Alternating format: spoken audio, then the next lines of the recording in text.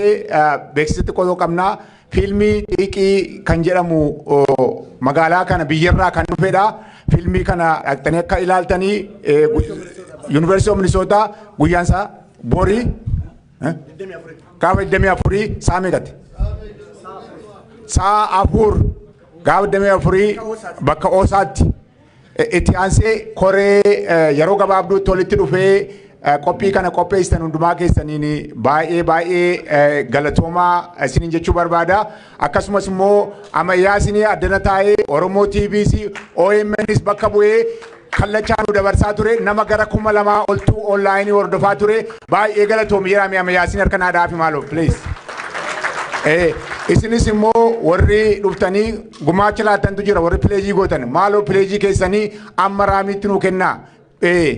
Pileejii keessanii raamiitti nu kennaa warri immoo gumaacha laatanii telefoona keessan isin harkaa fudhachuu barbaanna telefoona keessan nu kennaa akka maallaqan walitti qabnuu fi walumaa galaa guyyaa irraa waamicha keenya kabajanii addaatti argamuu keessanii fi baay'ee galatoomaa isiniin jennaa nagaadhaanii galaa waan takka waan lafatti dhiistan immoo akka nu guutan sin gaafanna.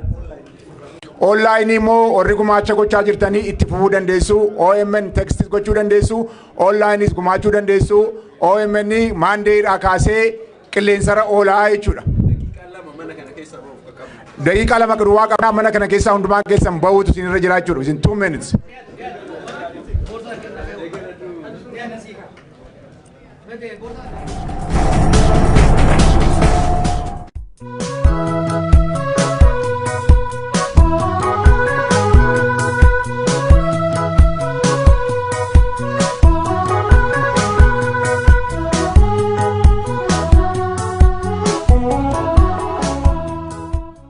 Akkam jirtu daawwattoota keenya kabajamoo kun qophii xiinxalaa torbaniin guyyaa jimaataa Oromiyaa Miidiyaa Neetwork irraa isiniif darbuudha.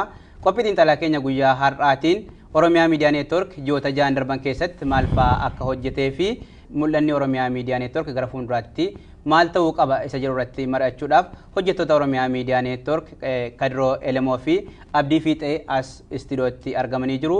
Gaaffiif deebii keenya itti fufnaa beeksisa kana booda walitti deebina.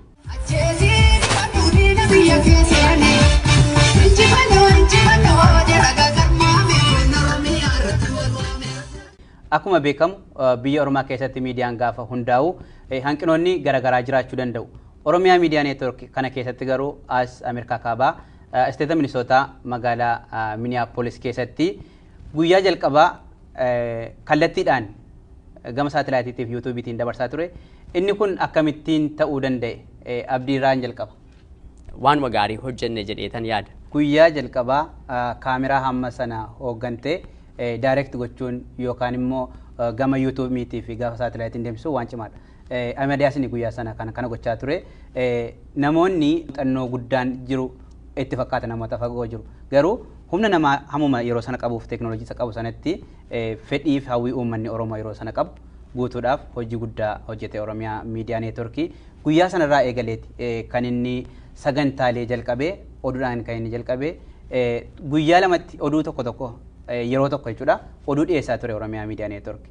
Achirraa ka'ee amma fooyya'insa guddaatu jira. Gara sanatti mee gaafa dhufnu Kadiroo akkamittiin ilaalta jijjiirama ji'a 6 gidduutti jiru? Galatoomii obbo Alamaayyoo Carraka waan naa kenniteef gaafa inni jalqabu miidiyaan kun nama muraasan jalqabe. Ka kaameraamaanii, ka ediit godhuu, ka akka pirooduuseriitti qopheessatti waan kan hunda hojjetu Ahmed Yaasin ture. Namni waga baasulleen, ka oduu dhiyeessulleen, ka sagantaa qopheessulleen Abdii fi lalisee nama magasiiti. Nama hedduu miti. Nam tokko lama ture. Amma yoo karaa humni namaatilleen laallu namilleen lakkoofsi nama haasa'ulleen ka sagantaa qopheessulleen dabalee jira. Ka warra akka kaameraamaanii editaralleen takka lama lata torba dabalee jira. Lakkoofsi voolunteeriidhaan daddabalee jira. Har'a ammoo sagantaan kun akkuma idileettu torbaanin guyyaa guyyaan sagantaa qabaa guddatu haa diqqaatu. Ammallee oduullee guyyaa guyyaan guddattee diqqaatullee hin qaba.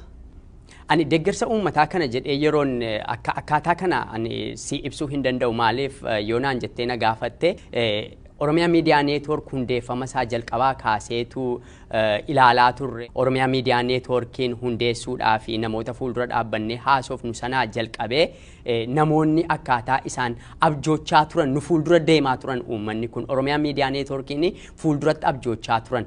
Kanaafi yeroo nuyi dhufnee immoo bakka kana geenyu hawwiin uummataa already bakka sana jira ta'ee fi yeroo sadarkaa itti gadi ba'ee uummata bira ga'u yeroo ga'utti uummanni nu bira darbeeyyuu wanta nuyi feenuu gara fuulduraatti beeka jechuudha. Akkaataa kanatti sadarkaa kanatti uummanni nu fuuldura deemeetu fedha keenya wanta nuyi barbaannu nu guutaa ture. Kanaaf deeggarsi uummataa dhibbarraatti 110 nu faana ture nu faana jiras jedheen abdadha.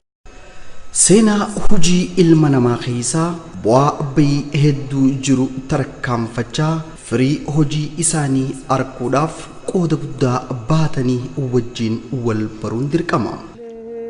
Durii Oromoodhaa Oromumaa maqaan meeshaan taane sakkami jijjiirama. Onne baha Afrika hunde gafaisi onne baha Afrika hunde gafaisi jirachu khanture barakum shani asi duri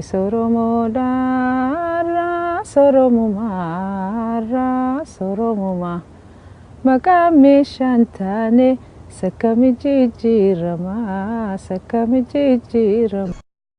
Yoo olaantummaa wayyaaneen gama qawweetiin gootellee qabdu sanillee cabsuu ka dadhabnu taate warri biyya alaa jirru kun sanumallee yoo ka dadhabnu taate olaantummaa naftanyaan gama miidiyaatiin nurra uummatte kana irra aanuu qabna jenneeti xiiqidhaan itti seenne jechuudha.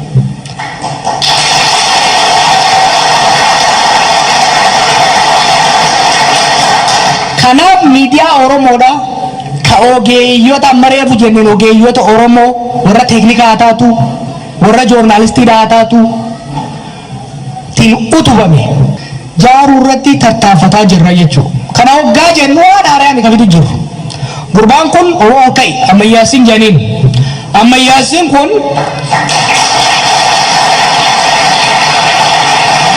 warra waan kanarratti akka kaanu Mugode keessa tokko isa maaliin jaa kumara maafi afurraa kaasee isaaf kaameraa tana bakka Oromooti takka arganii beeytan.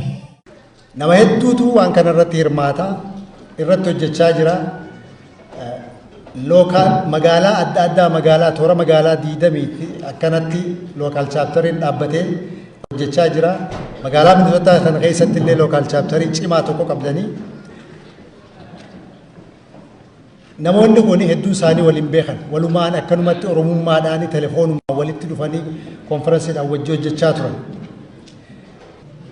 Dhugaa dubbachuudhaaf umrii isaanii guutuu umrii dargaggummaatiirraa jalqabanii waa'ee uummata Oromootiif gaara keessa deemaa bahanii egaa achiillee dhufanii asitti magaalaa kana keessa egaa dhufanii booda afaan Oromoo aadaa Oromoo guddisuudhaaf televezyiina warri bananii isin waarsaa jiran ergaa isinii dabarsaa jiran akka jirtan ni beeytanii hundinuu galata qaban. Ammoo garuu namni tokko nu hundarra waan kanarratti laffa'e. Leenca keenya ka sodaan beeyu ka ifittummaallee hin qabdu umrii ijoollummaa isaatirraa jalqabee qabsoo Oromootiif oliif gad deemaa ega turee booda ega Noorz Ameerikaa dhufees qabsoo Oromoodhaa itti fufaa ka jiru miidiyaa Oromiyaa Miidiyaa Neetwoorkii kanaas Oromoo First Movementis gaafa dura jalqabame irraa jalqabee guyyaa takka osoo addaan hin dhaabbatin gargaarsa haa godhaa jiru obboleessa keenya lammii Oromiyaa Ali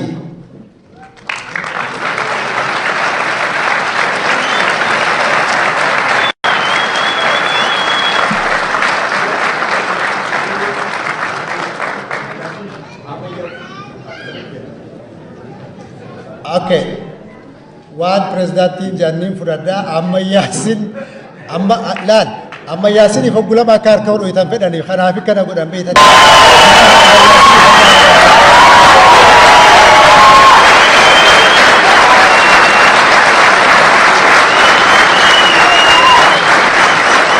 First, I would like to greet you as Ahmed Yassine greets us when he comes into the studio. Akam.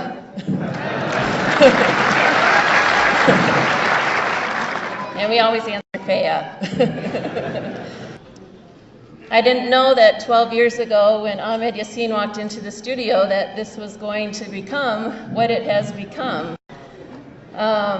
So it's very exciting to see this happen, and I know that the reason that it started and it's continued and grown into this network that it's become is through your support as a community and through the telling of your stories, both as a community and as individuals. And I know that through the continued telling of your story as a community and your stories as individuals, that will ensure the success. Duga mayasin ni beita bakarra kaane gabarra kaanirra dul Oromo faras gafa sirra igalle edura deemne arramos darka kana rageenye miidiyaaleen keenya nuuf guddatanii jabaadhaan jaa warri Oromo TVtis eddu jabaadha. Before Oromo OMN there was Oromo TV. People have to know that. Oromo first guututti Oromo TV specifically ammayyaasini tu hojjechaa ture. A lot of memories. Maalif yeroo sa'a 20 oofneet ture naaf ammayyaasin yoo addaan hin dhaabini gara magaalaa 40 wajjin deema turre.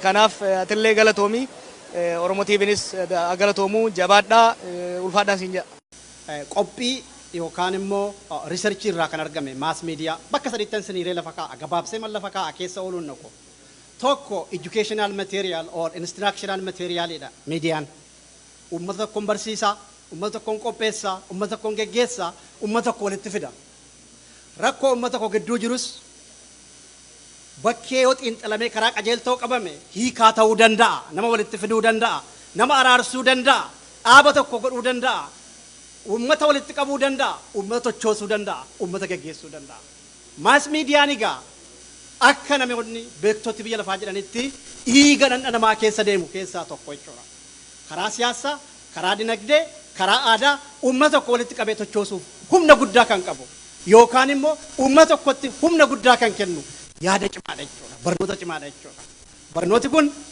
kan biyya lafaas ta'uu danda'a kan sammuu ta'uu danda'a kan yaadaas ta'uu danda'a kan guddinaas ta'uu danda'a kan nama ijaaruudha keessattiyyuu erga akka ta'e immoo Oromoodhaaf maal ummata garbummaa jala jiruu fi ummata garbummaa keessaa bahuu fi karaan itti sammuu isaa qaratu yaada isaa lafa kaawwatu xiinxalee maal takka isa baasu waan tokko qopheeffatee karaan itti lafa kaawwatu kan gargaaru mass miidiyaadha jechuudha. Mass miidiyaan akka gaariitti yoo qabame ummata tokkoo fi karaadha karaa qajeeltoo yookaan daandii galma qabsootiin bilisummaa Oromootiin nu ga'u jennee amanna. Kanaatiif ijoollota kana fakkeenyaaf akka Ahmed Yassine faa kana gruupii kanaan deemu kana bira dhaabachuun baay'ee gaariidha. Ji'a sadan darbe kana wasaanii jiru jechaan ture hammam akka isaan dadhaban hammam akka isaan uummata kanaaf yaadan hammam akka isaan yeroo isaanii balleessan baay'ee natti dhaga'ame. Kanaaf anarraa yeroo koo dhiisee hirriba koo dhiisee addana taa'ee dhumaatti eege. Yaa wal bukkee dhaabbanne yaada keenya walitti mataa keenya walitti qabanne yaada keenya walitti buufanne walitti kurfeeffanne qabsoo uummata Oromoo geggeessuu dandeenya. Keessattiyyuu dargaggoonni yeroo amma jirtan yeroo isin nurraa gahee keenya isinitti laannee dabarru isin immoo fudhattanidha. Jabaadhaa. Waaqayyo isin haa gargaaru Waaqayyo nu haa gargaaru fayyaa ta'a.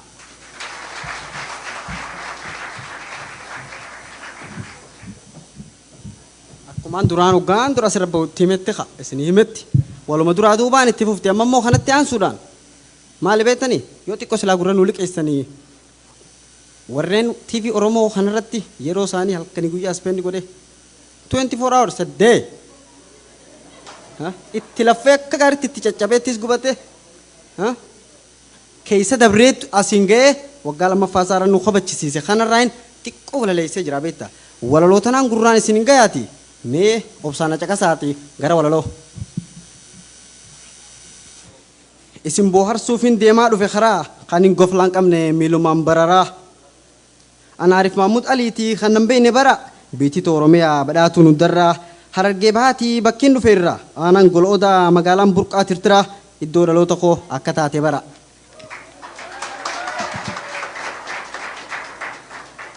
walaloo qopheessuuf itti yaadaan jira walitti funaanee waa'ee garagaraa keessattuu tan sabaa tan na nyaattu cora nin gaddaniin aaraa yommuu nin hiraara hin qabu hirriibaa halkunaaf qaatira yaaddu na dhamaaf ta'e fakkaadhi shokora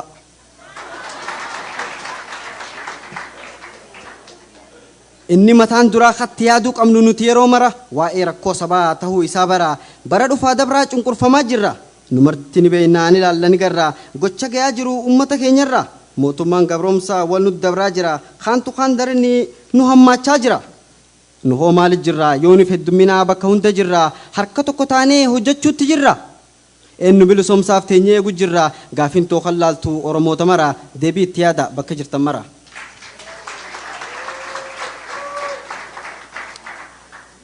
mee osoon tarkaanfanne gara qopheerraa waan jiru haa bara karaa sirbaa isin tarkaanfachiiseetiin akka bashannantan isin goosisuuf ta'aati osoo karaa isin tarkaanfanne obsaana caqasaa jechuu fedheeti osoon tarkaanfanne gara qopheerraa dhaamsa biraan qabaa dhageeffadhaanarraa waa'ee hojjettoota Oromoo TV irraa hamdiyaa daawwitii tan jirtu na bira eessa na biraa kuttisa sabboontuu Oromoo sabaan boontuu dubraa gammachiiftuu qalbii Oromoota maraa biyyissi Oromiyaa Harargee baharraa dirreen dhawaa immoo lafa dhaloota sii akka ta'e bara asammoo kan dhuftee waggaa fuuldura roorroon alagaadhaa itti hammaachuurra hujii sitti fuftee dhufa isiitirra dadhabdeen ifattuu bar'uumaa isirra jibbannaa fi sharriin gartuu isii bira gaarii malee hamtuun baatu afaan sirra yoo haala amalaa qabbanni waan bira tattabattuu dubraa fayyoo akka bira an duraa waan beeku waa'ee haala sirra ammammoo hubadhee dhufnaan isii bira Oromoo TV irra jechuudhaan ibsaa waa'ee haala sirra yeroo wal mari'annu wanta hojjannurraa sirnumaan haasofnee hunda sii xumurraa haya tolee malee hin qabdu mokkora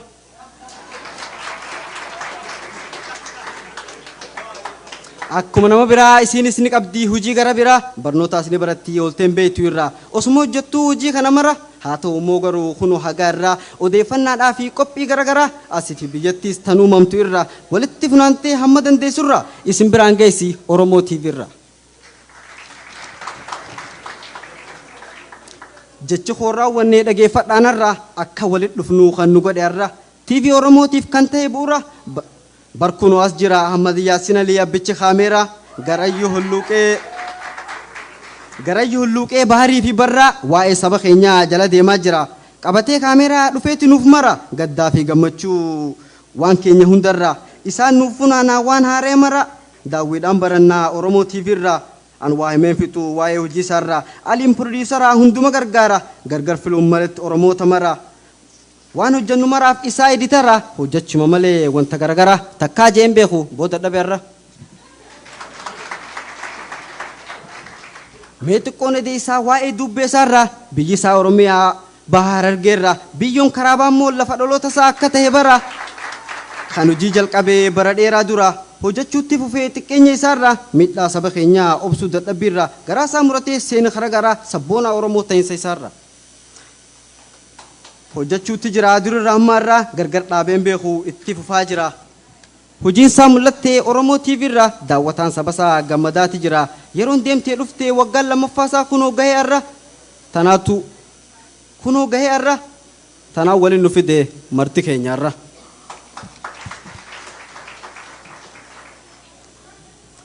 Yaasiniif hamdiyaa akkasii hubadhaa cimina isaaniirraa eega jalqabaniif kaasee ammaarraa osoo hin mul'atiin guutuu tokkollee irraa rakkoo garagaraa obsaan keessa dabraa waan baay'ee hojjetan TV Oromoo irraa jechuun hin gabaabsamee waa'ee isaaniirraa dhaamsiin isaaniif qabu hangama kootirraa isin galatoonfachaa hojii dabarteerraa itti nu jabaadhaa hin laafinaanurraa caalaa itti fufaa tan gara fuuldura sabboonummaa cimsaa akkuma amma dura tattaaffii jabeessaa saba nu dammeessaa xiqqaa guddaa mara hangasuma loloon dhumte.